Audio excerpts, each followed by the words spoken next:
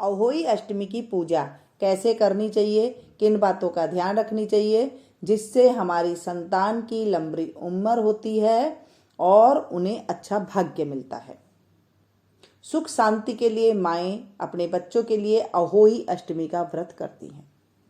जैसे करवा चौथ सुहाग के लिए किया जाता है, वैसे अहोई अष्टमी का व्रत अपनी संतान के लिए किया जाता है।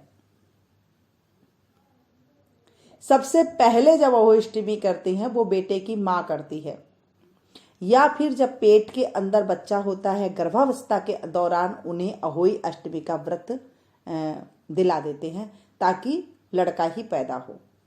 लड़के की माँ को ही जो है अहोई अष्टमी व्रत के लिए कहा जाता है, पुत्र की प्राप्ति के लिए कहा जाता है। वैसे आजकल तो जो है लड़कियां भी पुत्र के समान है तो वो भी कर लेते हैं।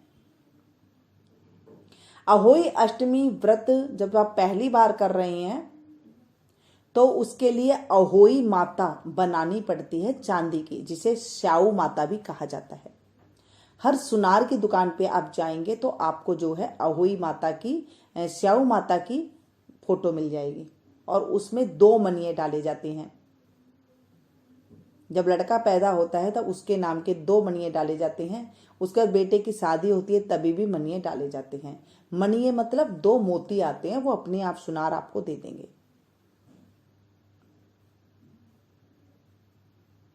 ये मोती डालने के बाद फिर आप अहोई माता की जब आप पूजा कर रही हैं, अहोई माता की पूजा कैसे करनी है, पहले एक पोस्टर आता है अहोई माता का जो आप बाजार से ला सकते हैं। पहले के ज़माने में तो गेरू से और चूने से मांडी जाती थी, लेकिन अब जो है फोटो आ जाती है, उन फोटो पे ही जो है पूजा करते हैं। ये उस दीवार पर लगाई जाती है जहां पर आपको लक्ष्मी पूजन करना होगा। लक्ष्मी पूजन आपको जिस दीवार पे करनी है उसी दीवार पर अहोई माता की फोटो लगाई जाती है। नीचे पट्टा या चौकी बिछाई जाती है और उसके बाद जो है कईयों के हलवा बनता है, नहीं तो गुलगुले बनते हैं। 8 गुलगुले बनते हैं और वो चढ़ाए जाते हैं। गुलगुले आप चीनी के भी बना सकते हैं, गुड़ के भी बना सकते हैं। हलवा बनाते हैं, हलवा चढ़ाया जाता है माता के सामने। एक दीपक जलाया जाता है। अहोई माता जहां पर पूजा करते हैं वहां पर एक छोटी सी घड़ोली, यानी कि करवा होता है ना, उससे थोड़ा सा बड़ा कमोई आती है, उसे कमोई बोलते हैं। छोटा सा घड़ा होता है ना, वैसे जैसे हमारा करवा लेते हैं उससे थोड़ा सा बड़ा, यानी कि उससे डबल साइज का एक कमोई लेते हैं, उसमें पानी भर के रखते हैं। नीचे कमोई के नीचे गेहूं के दाने रखते हैं और गेहूं के दाने से ही पूजा होती है अहोई अष्टमी माता की। उसके बाद जो हमने कमोई रखी है उसके ऊपर ढक्कन भी होता है, जो छोटी सी हांडी होती है उसके ऊपर ढक्कन रखते हैं। ढक्कन के ऊपर रखा जाता है शिंगाड़ा, कचरी जिसे काचरी बोला जाता है कहीं कहीं पर, गन्ना, कईयों के साबुत गन्ना रखा जाता है, कईयों के काट करके गन्ना भी ले आते हैं छोटा सा, मूली, बेर, इस तरह से हमारे यहाँ रखा जाता है। और साथ में जो है उसमें एक दक्षिणा रख देते हैं, 5 के रुपये, 2 रुपये, जो आपके सामर्थ हो वो आप रखते, 10 रुपया, जितना भी आपके सामर्थ हो। और उसके बाद जो है उस जल को वहीं रखा जाता है। दिवाली वाले दिन उस कमोई को उठाते हैं, वहां से उठाया जाता है। फिर उस जल को जो घर के मर्द लोग हैं, यानी कि जो जेंट्स लोग हैं, उन्हें उस पानी से वो नहाते हैं, स्नान करते हैं। वो डाल देते हैं पानी, फिर स्नान कर लेते हैं। ये 7 दिन तक जो है घड़ा, जो छोटी सी हमने कमोई रखी है, उसमें जल भरा रहता है वहीं पर ही। और जब आप पूजन करें तो सुबह सवेरे जैसे 11 बजे पूजा कर लेते हैं कई लोगों के 2:30 बजे पूजा करते हैं, दिन के 2:30 बजे, 2 बजे 2:30 बजे पूजा कर लेते हैं। आपके यहाँ जो रिवाज है आप वो उस तरह से कर सकते हैं कि आपके यहाँ अगर 11 बजे दिन में सुनते हैं तो कहानी आप 11 बजे सुन लीजिए, 2 बजे सुननी है तो 2 बजे सुन लीजिए। तैयार होकर के, और उसके बाद जो है सुबह सवेरे कईयों के बाल सुद्धा नहाया जाता है, जैसे सिर को भी धोया जाता है। आपके यहाँ धोते हैं तो आप धो लीजिएगा। अच्छी साड़ी पहनते हैं और उसके बाद जो है चूंदड़ी ओढ़ करके ही ये पूजा करी जाती है। जैसे हम करवा चौथ पर अपनी चूंदड़ी ओढ़ते हैं, वैसे चूंदड़ी ओढ़ करके हर त्योहार पर चूंदड़ी ओढ़ कर ही जो है पूजा की जाती है। लेकर के आप वहां पे पूजा करने बैठें, और जब पूजा कर लें तो वहां पर एक लोटा और जल का रखें, और उसके बाद हाथ में गेहूं के दाने ले लेते हैं, और 7 दाने गेहूं के लेते हैं, और फिर कहानी सुनते हैं। कहानी मेरे चैनल पर है, आप देख करके कहानी सुन सकते हैं। और उसके बाद उद्यापन भी करा जाता है। बेटे की माँ किस तरह से करे, और जब बेटे की शादी होती है तभी भी जो है उद्यापन होता है। दोनों टाइम उद्यापन होता है। बेटा जन्म होता है तभी भी, और बेटे का विवाह करते हैं तभी भी, दोनों टाइम पे जो है इसका उद्यापन होता है। उसके बाद अगर उद्यापन करते हैं तो वो विधि मैंने आपको बताई है कि वो किस तरह से आपको उद्यापन करना है। पूजा करने के बाद आप जल के लोटे को लेकर के कहानी कथा सुन लेते हैं, और थोड़ा सा बायना के लिए भी आप रखें हलवा। अगर गुलगुले बना रहे हैं तो 7 गुलगुले आप बायना के लिए रख सकते हैं, उसमें दक्षिणा रखें।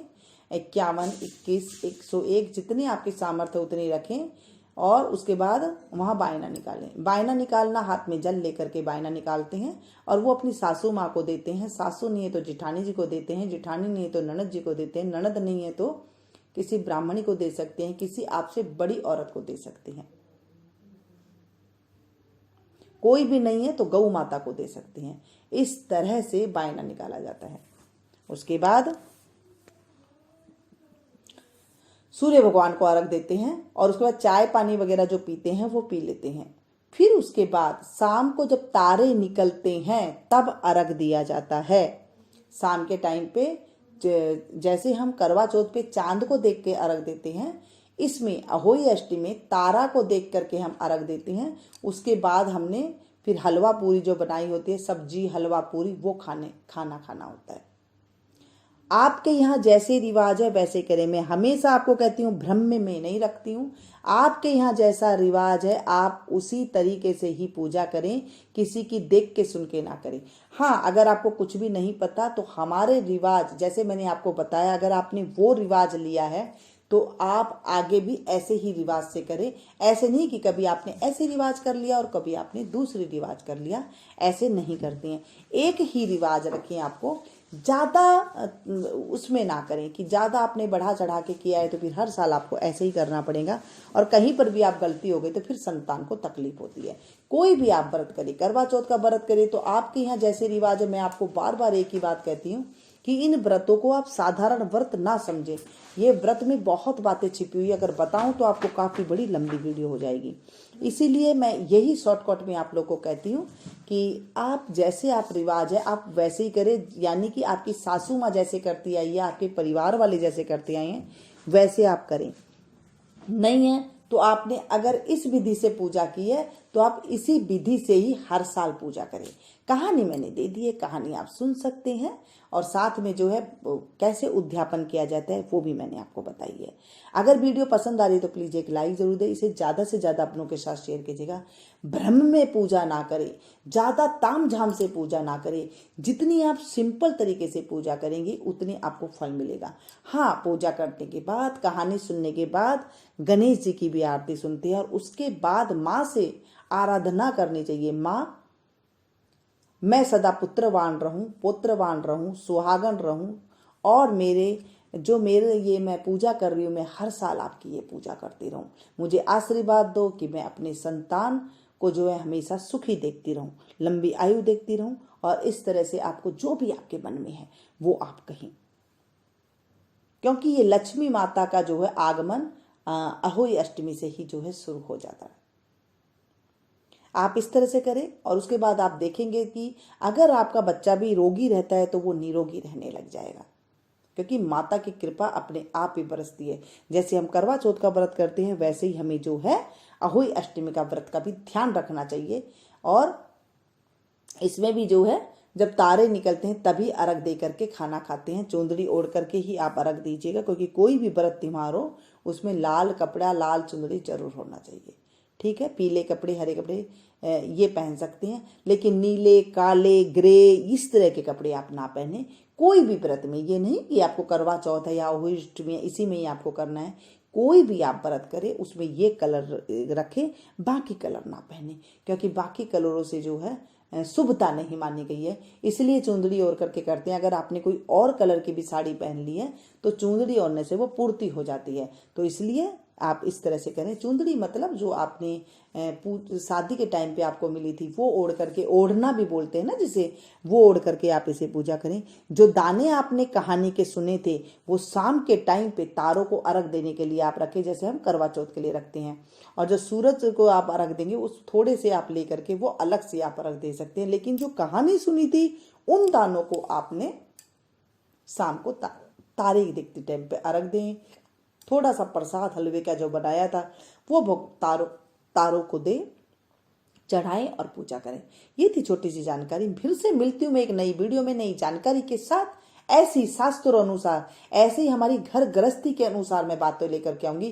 कोई मैं आपको भ्रम में नहीं पटकूंगी, कोई मैं आपको देख सुन के बातें नहीं बताऊंगी। जो हमारे रिवाज है वही मैं आपको बताऊंगी। और साथ में क्या है, अगर फिर भी कुछ रह जाता है तो आप कमेंट्स बॉक्स में जाकर के पूछ लीजिएगा, मैं आपको जरूर बताऊंगी। मिलती हूँ फिर से एक नई वीडियो में नई जानकारी के साथ। Thank you.